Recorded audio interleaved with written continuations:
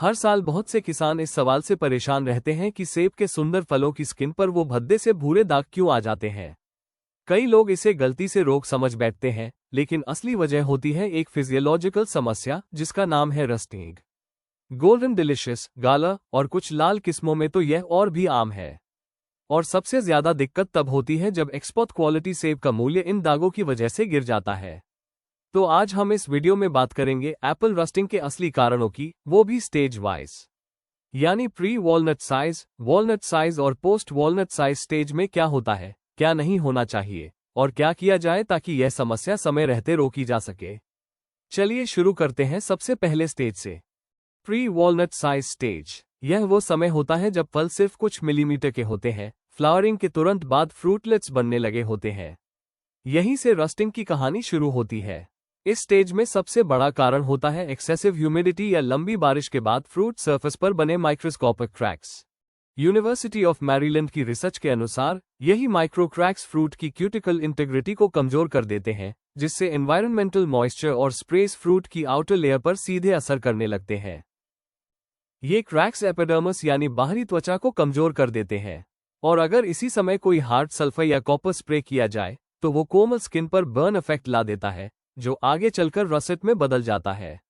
University of Maryland की field studies में ये भी सामने आया है कि सल्फर और कॉपर कॉम्पाउंड्स की टाइमिंग और रिपीटेड एक्सपोजर रसेटिंग की सिवेरिटी को काफी बढ़ा देते हैं, खासकर जब फ्रूट वेट कंडीशन में हो। कुछ सेंसिटिव वैरायटीज जैसे गोल्डन डिलिशियस में तो ये सेंसिटिविटी और भी ज्यादा होती है। अगर पॉलिनेशन अनइवन हो या ऑर्चर्ड में हवा की आवाजाही ठीक से न हो तो वो भी स्ट्रेस बढ़ाता है और फ्रूट की त्वचा पर असर डालता है। डेंस कैनोपी और पुअर वेंटिलेशन फ्रूट सरफेस को लंबे समय तक मॉइस्ट बनाए रखते हैं, जिससे क्यूटिकल सरफेस कॉन्स्टेंटली स्ट्रेस में रहती है और क्रैकिंग की संभावना बढ़ जाती है। इस स्टेज में बचाव के लिए जरूरी है कि फ्लावरिंग के तुरंत बाद सल्फर या कॉपर वाले स्प्रे से बचा जाए। बोरॉन और कैल्शियम का फॉले स्प्रे बहुत फायदेमंद रहता है। फ्लावरिंग के 7 से 10 दिन के अंदर एक हल्का स्प्रे करें जिसमें 0.1% बोरिक एसिड और 1% कैल्शियम नाइट्रेट हो। इससे फ्रूट की सरफेस स्ट्रॉन्ग बनेगी। केएलएन क्ले या रिफ्लेक्टिव कोटिंग का प्रयोग भी किया जा सकता है, खासकर अगर बारिश के बाद बहुत ह्यूमिडिटी बनी रहे। यूएमडी एक्सटेंशन ये भी बताता है कि रिफ्लेक्टिव पार्टिकल्स जैसे केएलएन अर्ली स्टेज पर फ्रूट सरफेस की लाइट एब्जॉर्प्शन को कम करते हैं और थर्मल स्ट्रेस से क्यूटिकल को बचाते हैं। वेदर फोरकास्ट जरूर देखें और ऐसे दिनों में अननेसेसरी स्प्रेइंग को अवॉइड करें। वॉलनट साइज स्टेज, अब बात करते हैं उस समय की जब फल अखरोट के आकार के हो जाते हैं। अब फ्रूट की सेल वॉल्स तेजी से एक्सपैंड हो रही होती है। यूनिवर्सिटी ऑफ मैरीलैंड एक्सटेंशन की रिपोर्ट बताती है कि इसी तेज सेल एक्सपेंशन के दौरान अगर फ्रूट में कैल्शियम की मात्रा संतुलित न हो तो क्यूटिकल इंटीग्रिटी कमजोर हो जाती है, जिससे रसेटिंग का खतरा बढ़ जाता है। और अगर कैल्शियम की मात्रा कम हो या नाइट्रोजन बहुत ज्यादा हो जाए तो फ्रूट की स्किन फिर से कमजोर हो जाती है। इसी समय पर अगर थ्रिप्स या एफिड्स जैसे कीड़े एपिडर्मिस को चुभ जाएं, तो वो चोट भी रसेट में बदल सकती है।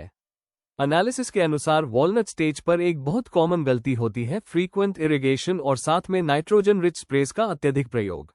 यूएमडी की फील्ड रिसर्च में ये पाया गया कि high nitrogen levels fruit enlargement को तेज तो करते हैं, लेकिन एपिडर्मल डेवलपमेंट को कमजोर बना देते हैं, जिससे सरफेस क्रैक्स और रसेट ज्यादा देखने को मिलता है। इससे फ्रूट सेल्स जल्दी बड़े तो हो जाते हैं, लेकिन स्किन उतनी मजबूत नहीं बनती।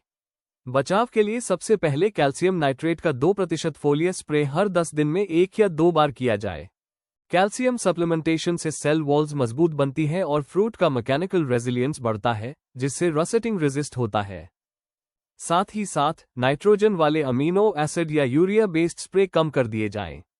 सिलिसिक एसिड या पोटेशियम सिलिकेट जैसे एंटी ट्रांसपेरेंट्स भी अच्छे विकल्प हैं, क्योंकि ये एपिडर्मिस को टफर बनाते हैं और सरफेस क्रैकिंग से बचाते हैं। कुछ यूरोपियन ऑर्चिड्स में ये भी देखा गया है कि सिलिकॉन आधारित फॉलेयर एप्लीकेशंस फ्रूट की स्किन फ्लेक्सिबिलिटी को बढ़ाकर फिजियोलॉजिकल स्ट्रेस को कम करते हैं। इंसेक्ट प्रेशर को कंट्रोल करने के लिए नीम ऑयल या स्पिनोज़िड जैसे सिलेक्टिव इंसेक्टिसाइड का प्रयोग किया जा सकता है, खासकर अगर कीड़े विजिबली एक्टिव हों। यूएमडी एक्सटेंशन ये भी सलाह देता है कि इंसेक्ट फीडिंग के बाद बनने वाले रसेट पैचेस इरिवर्सिबल होते हैं, इसलिए अर्ली डिटेक्शन और टाइमली स्प्रे ही एकमात्र समाधान है। पोस्ट वॉलनट साइज स्टेज, अब आते हैं उस स्टेज पर जब फल का आकार 35 मिलीमीटर से ज्यादा हो जाता है, यानी पोस्ट वॉलनट स्टेज। इस समय फ्रूट की सरफेस टफ हो चुकी होती है, लेकिन अब तक जो रसेटिंग होना था वो हो चुका होता है। अगर अब भी रसेट पैचेस बढ़ रहे हैं तो वो सनबर्न, फंगल स्पॉर्स या हेल इंजरी की वजह से हो सकते हैं। यूनिवर्सिटी ऑफ मैरीलैंड के अनुसार लेट सीजन रसेट का कारण एनवायरमेंटल स्ट्रेस होता है, जैसे prolonged moisture retention, mechanical injuries या सन एक्सपोजर जो पहले से वीकेंड स्किन को और डैमेज कर देता है। इस समय कॉस्मेटिक मैनेजमेंट ज्यादा जरूरी होता है ताकि फ्रूट की फाइनल क्वालिटी अच्छी दिखे। केएलएन क्ले अब भी यूजफुल होता है क्योंकि यह लाइट रिफ्लेक्ट करके सरफेस टेम्परेचर कम करता है और फंगस से बचाव भी करता है। UMD एक्सटेंशन के अनुसार kaolin clay not only reduces sunburn but also creates a barrier against certain fungal pathogens and insects, specially in sensitive varieties. Potassium bicarbonate जैसे ऑर्गेनिक प्रोटेक्टेंट्स इस समय फंगल इन्फेक्शन से लड़ने में मदद करते हैं। सिलिका बेस्ड स्प्रेज भी फ्रूट को लेट सीजन स्कॉच से बचाते हैं। फील्ड स्टडीज ने यह दिखाया है कि silica foliar application improves fruit finish by enhancing cuticle integrity and reducing physiological stress during late development stages. अब भी अगर कैल्शियम बोरॉन का स्प्रे पहले नहीं किया गया था तो एक फाइनल स्प्रे किया जा सकता है जिसमें 1% कैल्शियम नाइट्रेट और 0.1% बोरिक एसिड शामिल हो। कैल्शियम और बोरॉन फ्रूट की स्किन को मजबूत बनाने में लेट स्टेज पर भी मदद करते हैं, जिससे हार्वेस्टिंग के समय रसेट पैचेस और क्रैक डेवलपमेंट मिनिमाइज्ड होते हैं। ओवरहेड इरिगेशन को इस समय पूरी तरह अवॉइड करना चाहिए क्योंकि इससे फ्रूट सरफेस लगातार गीली रहती है और फंगल इन्फेक्शंस का खतरा बढ़ जाता है। ड्रिप इरिगेशन या फर्टिगेशन सबसे अच्छा विकल्प रहेगा। UMD की रिसर्च इस बात को स्ट्रांगली सपोर्ट करती है कि overhead irrigation during fruit maturity significantly increases the risk of fungal colonization, specially in russet prone varieties. तो दोस्तों, सेब में रस्टिंग एक ऐसी समस्या है जो दिखने में छोटी लगती है लेकिन मार्केट वैल्यू पर इसका असर बहुत बड़ा पड़ता है। सबसे जरूरी बात यह है कि इसे हम किसी एक समय पर नहीं रोक सकते, बल्कि पूरे सीजन में हर ग्रोथ स्टेज पर सही स्ट्रैटेजी अपनानी पड़ती है। यूनिवर्सिटी स्टडीज भी यही कहती हैं कि रसेटिंग एक क्यूम्युलेटिव फिनोमिनन है, यानी छोटे छोटे स्ट्रेस फैक्टर्स मिलकर इसका कारण बनते हैं। प्री वॉलनट स्टेज में वेदर का ध्यान रखो। वॉलनट स्टेज में कैल्शियम बैलेंस पर फोकस करो और पोस्ट वॉलनट स्टेज में कॉस्मेटिक हेल्थ को मेंटेन करना सीखो। अगर ऑर्चर्ड में एयर फ्लो ठीक से मैनेज किया जाए और इरिगेशन प्रिसाइजली टाइम्ड हो तो रसेट के चांसेस काफी हद तक कम किए जा सकते हैं। ये तीनों स्टेप्स आपको एक high value, rust free Apple crop की तरफ ले जाएंगे। अगर आपको यह वीडियो जानकारीपूर्ण लगी हो तो जरूर शेयर करें और कमेंट में बताएं कि आप किस किस्म की एप्पल में रस्टिंग सबसे ज्यादा देखते हैं।